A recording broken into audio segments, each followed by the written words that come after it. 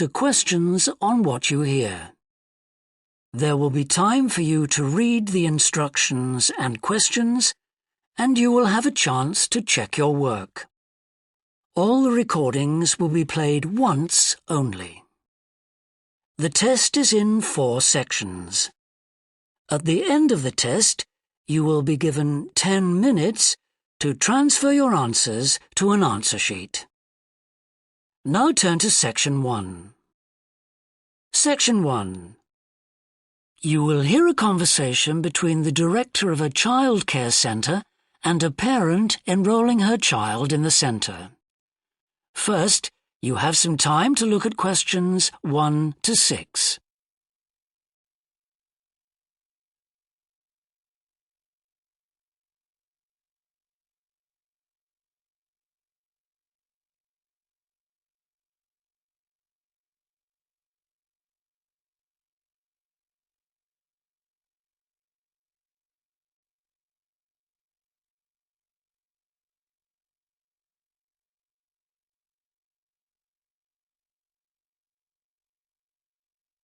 You will see that there is an example that has been done for you. On this occasion only, the conversation relating to this will be played first. Good morning. Welcome to the Early Learning Childcare Centre. How may I help you? Hi, I spoke to you last week about enrolling my daughter for next year. Oh, yes. I'll just get some details from you. So, you're her mother? That's right. And can I have your name? It's Carol Smith. The parent's name is Carol Smith, so Smith has been written in the space. Now we shall begin. You should answer the questions as you listen, because you will not hear the recording a second time. Listen carefully and answer questions 1 to 6. Good morning. Welcome to the Early Learning Childcare Centre. How may I help you? Hi, I spoke to you last week about enrolling my daughter for next year. Oh, yes. I'll just get some details from you. So, you're her mother? That's right. And can I have your name? It's Carol Smith. And your daughter's name? It's Kate. Now, we have several groups at the centre and we cater for children from 3 to 5 years old. How old is your daughter? She's 3 now, but she turns 4 next month. I'll put 4 down because that's how old she'll be when she starts. Fine. She's so excited about her birthday and coming to the centre. Oh, that's good to hear. And what's your address? It's 46 Wombat Road. That's WOMBAT. Woodside 4032. And what's the phone number? Oh, it's 3345 9865. So, have you decided on the days you would like to bring your daughter here? I'd prefer Monday and Wednesday if possible. I'll check. Monday's fine, but I think the centre is already full for Wednesday. Yes. Sorry, it seems to be a very popular day. We can offer you a Thursday or a Friday as well. Oh dear. I suppose Thursday would be all right because she has swimming on Friday. OK, got that. Because a lot of parents work, we do offer flexible start and finish times. We're open from 7:30 in the morning until 6 o'clock at night. What time would you like your daughter to start? I need to get to work in the city by 9, so I'll drop her off at 8:30. You're pretty close to the city here, so that should give me plenty of time to get there. That's fine. Now, we also need to decide which group she'll be in. We have 2 different groups and they're divided up according to age. There's the green group, which is for 3 to 4-year-olds, and then there's the red group, which is for 4 to 5-year-olds. She's quite mature for her age and she can already write her name and read a little. Well, I'll put her in the red group and we can always change her to the green one if there are any problems. That sounds fine. OK, let's move on to meals. We can provide breakfast, lunch and dinner. As she's finishing pretty early, she won't need dinner. Will you give her breakfast before she comes? Yes, she'll only need lunch. Before you hear the rest of the conversation, You have some time to look at questions 7 to 10.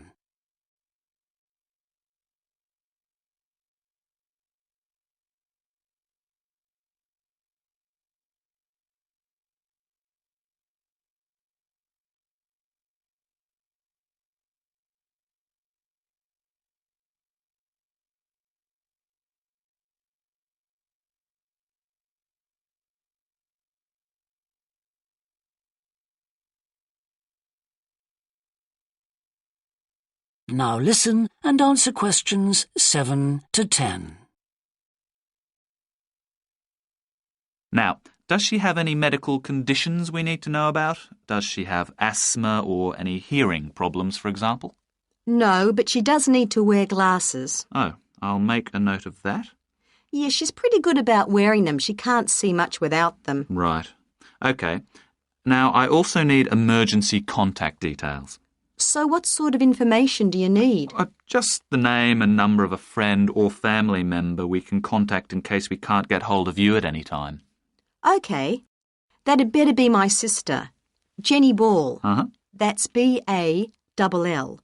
Her phone number is 33467523. Great. So she is the child's aunt? Yes, that's right. I'll make a note of that as well. Now, is there anything you'd like to ask? What about payment? How much are the fees each term? Well, for 2 days and the hours you've chosen, that will be $450 altogether. OK, and do I have to pay that now? No, we send out invoices once the children start at the centre. You can choose to pay at the end of each term, or we do offer a slightly discounted rate if you pay every month. Oh, I'll do that then. I find it easier to budget that way, and I'm not used to the term dates just yet. Good. It makes it a lot simpler for us as well. Well, that's everything. Would you like me to show you around the centre? We can go. That is the end of section 1. You now have half a minute to check your answers.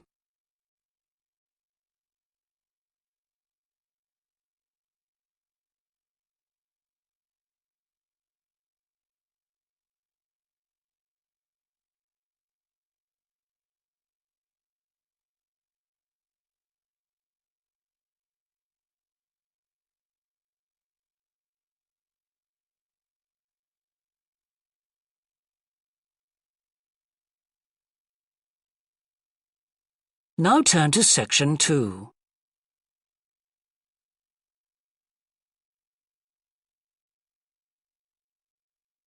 Section 2. You will hear a woman called Alice Bustle talking on the radio about the Dolphin Conservation Trust, an organisation which tries to protect dolphins.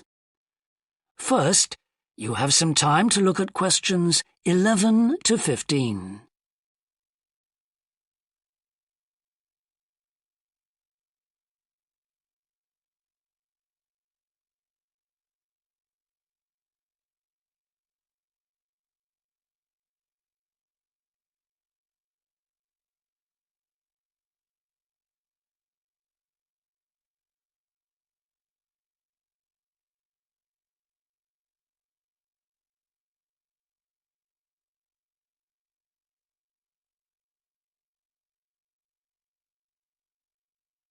Now listen carefully and answer questions 11 to 15. Today we're pleased to have on the show Alice Bustle from the Dolphin Conservation Trust. Tell us about the trust, Alice. Well, obviously its purpose is to protect dolphins in seas all around the world. It tries to raise people's awareness of the problems these marine creatures are suffering because of pollution and other threats. It started 10 years ago and it's one of the fastest growing animal charities in the country, although it's still fairly small compared with the big players in animal protection. We're particularly proud of the work we do in education. Last year, we visited a huge number of schools in different parts of the country, going round to talk to children and young people aged from 5 to 18. In fact, about 35% of our members are children. Oh. The charity uses its money to support campaigns, for example, for changes in fishing policy and so forth. It hopes soon to be able to employ its first full-time biologist with dolphin expertise to monitor populations. Of course, many people give their services on a voluntary basis, and we now have volunteers working in observation, office work and other things. I should also tell you about the award we won from the Charity Commission last year for our work in education. Although it's not meant an enormous amount of money for us, it has made our activities even more widely publicised and understood. In the long term, it may not bring in extra members, but we're hoping it'll have this effect. Is it possible to see dolphins in UK waters? Yes, in several locations. And we have a big project in the east part of Scotland. This has long been a haven for dolphins because it has very little shipping. However, that may be about to change soon because oil companies want to increase exploration there. We're campaigning against this because although there'll be little pollution from oil, exploration creates a lot of underwater noise. It means the dolphins can't rest and socialise. This is how I became interested in dolphin conservation in the first place. I had never seen one, and I hadn't been particularly interested in them at school. Then I came across this story about a family of dolphins who had to leave their home in the Moray Firth because of the oil companies, and about a child who campaigned to save them. I couldn't put the book down. I was hooked. Before you hear the rest of the talk, you have some time to look at questions 16 to 20.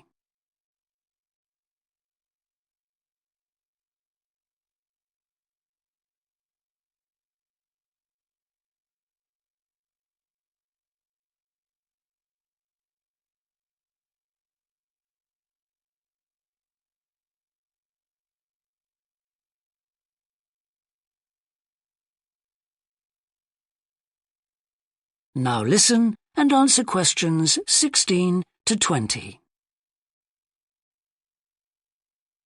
I'm sure our listeners will want to find out what they can do to help.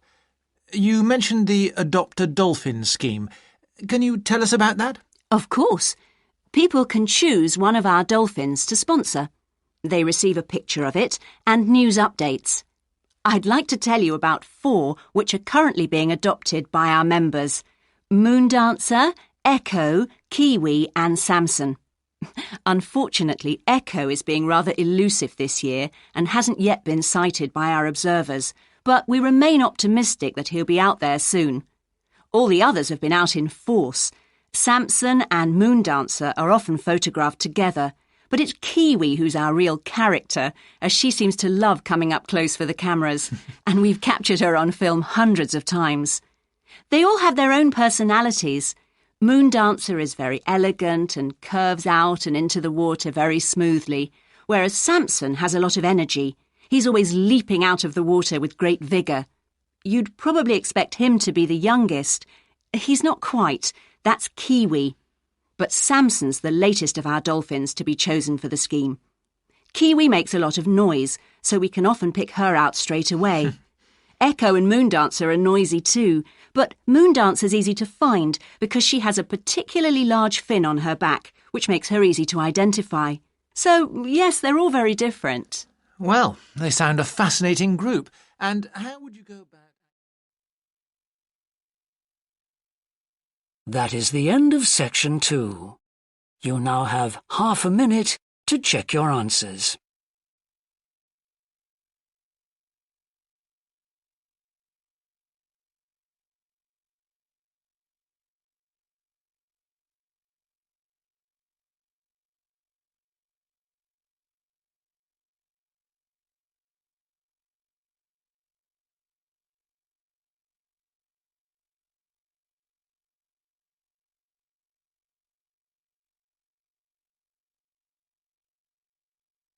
Now turn to section 3.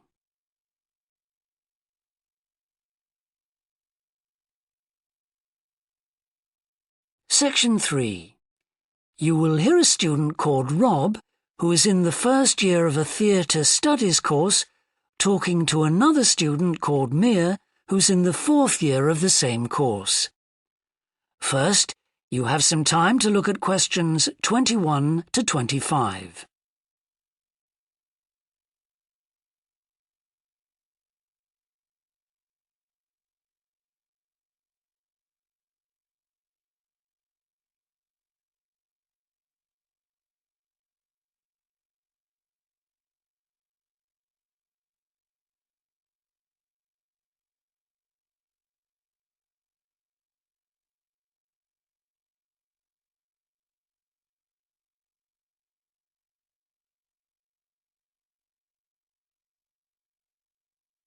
Now listen carefully and answer questions 21 to 25.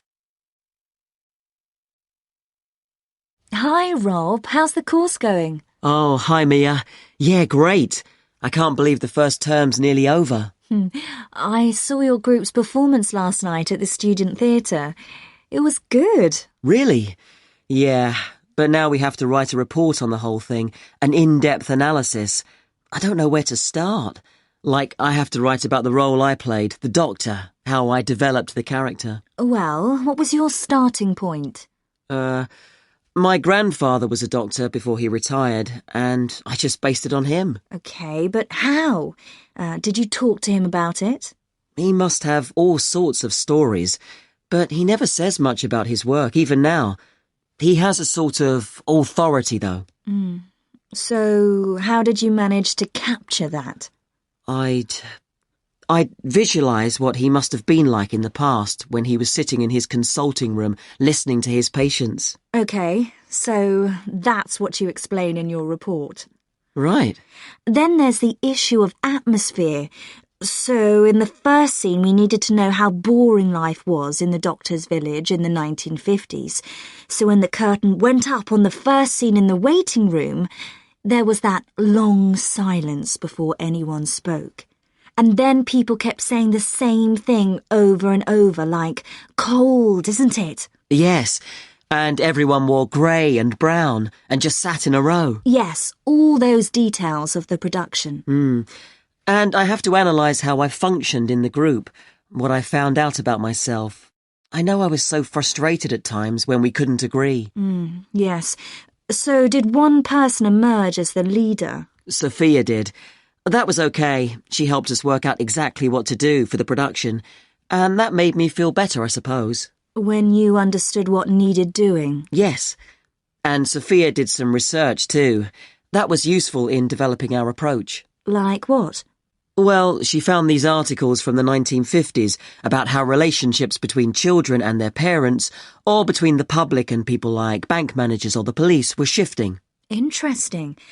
And did you have any practical problems to overcome? Well, in the final rehearsal, everything was going fine until the last scene.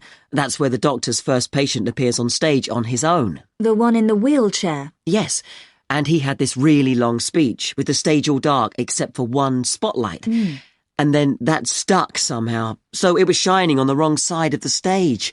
But anyway, we got that fixed, thank goodness. Yes, it was fine on the night. Before you hear the rest of the discussion, you have some time to look at questions 26 to 30.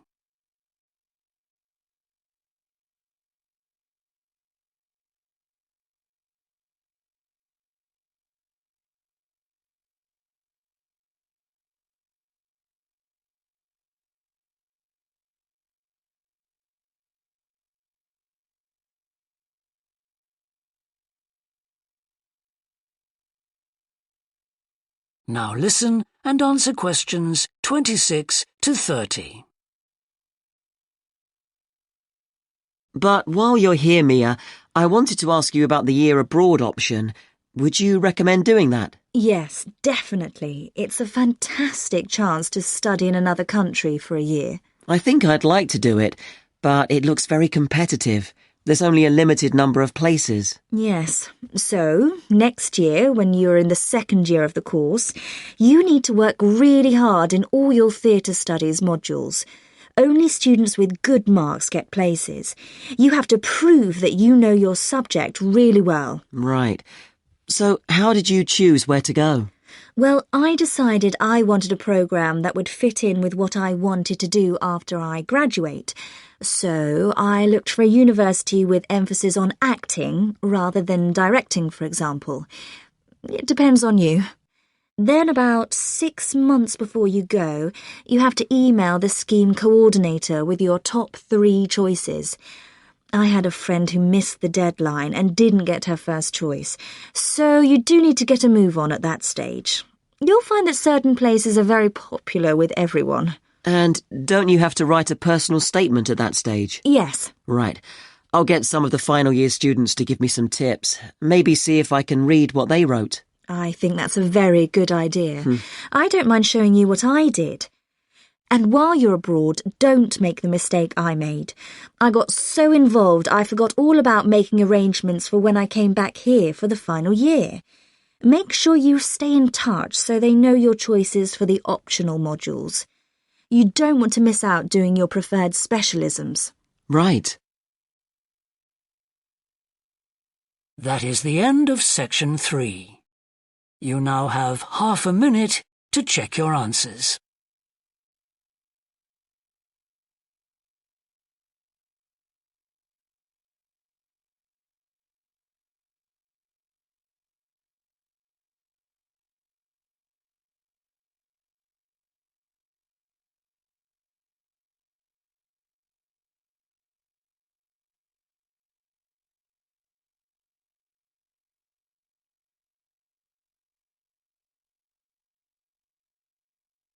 Now turn to section 4.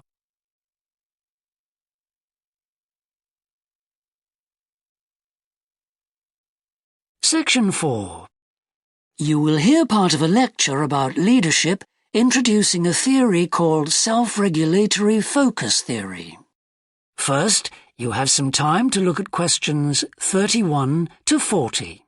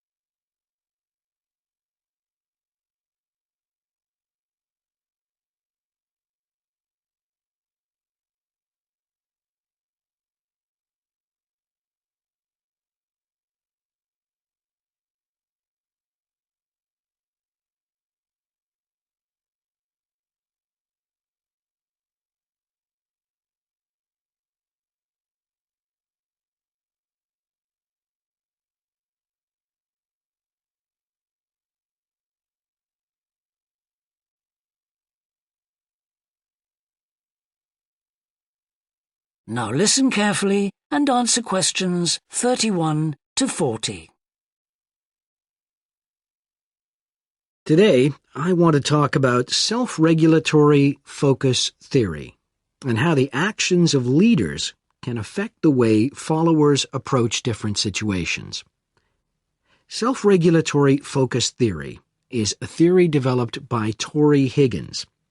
He says that a person's focus at any given time is to either approach pleasure or avoid pain.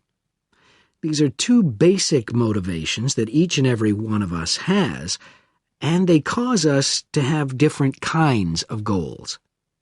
Promotion goals in different life situations emphasize achievement. Prevention goals are oriented towards the avoidance of punishment. In a specific situation, our thoughts might focus more on promotion goals or more on prevention goals. The theory suggests that 2 factors affect which goals we are focusing on. First, there is a chronic factor.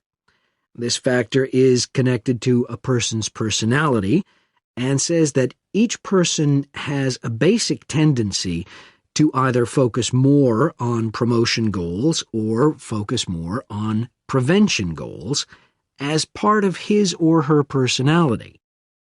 Second, there is a situational factor, which means that the context we are in can make us more likely to focus on one set of goals or the other. For example, we are more likely to be thinking about pleasure and to have promotion goals when we are spending time with a friend. In contrast, if we are working on an important project for our boss, we are more likely to try to avoid making mistakes and therefore have more prevention goals in our mind. Research has shown that the goals we are focusing on at a given time affect the way we think. For example, when focusing on promotion goals, people consider their ideal self, their aspirations and gains. They don't think about what they can lose, so they think in a happier mode. They feel more inspired to change. When people are focusing on prevention goals, they think about their ought self. What are they supposed to be? What are people expecting from them? They consider their obligations to others. As a result, they experience more anxiety and try to avoid situations where they could lose.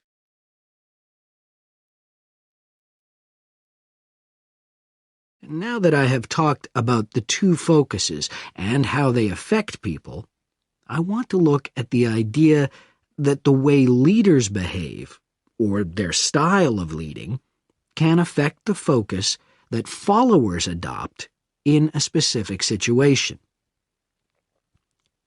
In talking about leadership, we often mention transformational leaders and transactional leaders. Transformational leaders, when interacting with their followers, focus on their development. In their words and actions, transformational leaders highlight change. Their speech is passionate and conveys a definitive vision. All of these things can encourage followers to think about what could be. In other words, they inspire a promotion focus in their followers. In contrast, transactional leaders focus on developing clear structures that tell their followers exactly what is expected of them. While they do explain the rewards people will get for following orders, they emphasize more how a follower will be punished, or that a follower won't get rewarded if his or her behavior doesn't change. In short, they emphasize the consequences of making a mistake. This emphasis will clearly lead followers to focus on avoiding punishment and problems. This is clearly a prevention focus. In conclusion, it is important to understand that one focus is not necessarily better than the other one. For a designer who works in a field where a lot of innovation is needed, a promotion focus is probably better. In contrast, a prevention focus, which causes people to work more cautiously and produce higher quality work, might be very appropriate for a job like a surgeon, for example. The main point of the research, though, is that the actions of leaders can greatly influence whether people approach a situation with more of a promotion focus or more of a prevention focus. That is the end of section 4. You now have half a minute to check your answers.